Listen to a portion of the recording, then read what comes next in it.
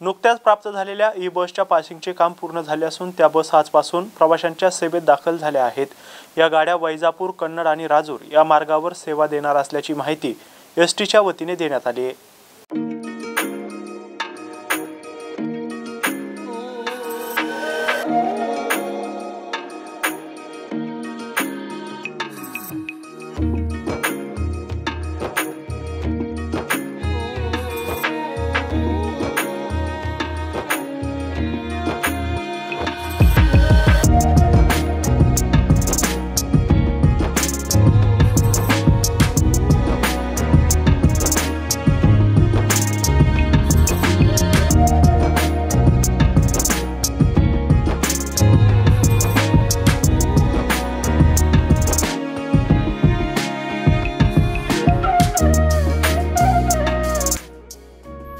आठ दिवसांपूर्वी 24 ई बस छत्रपती संभाजीनगरला मिळाल्या आहेत। यापैकी 4 बस नाशिक येथून पासिंग होऊन आल्या होत्या। त्या तात्काळ पैठण या मार्गावर सुरू करण्यात आल्या। उर्वरित 20 बसच्या पासिंगचे काम राहिले होते। हे काम नुकतेच पूर्ण झाले असून यापैकी 10 बस आज वैजापूर, राजूर आणि कन्नड मार्गावर प्रवाशांच्या सेवेत रुजू झाल्या आहेत। ई बसला प्रवाशांकडून मोठी मागणी होतीये। प्रवाशांच्या मागणीमुळे ई बसची संख्या वाढवल्यानंतर त्या विविध मार्गावर सोडण्यात येणार आहेत।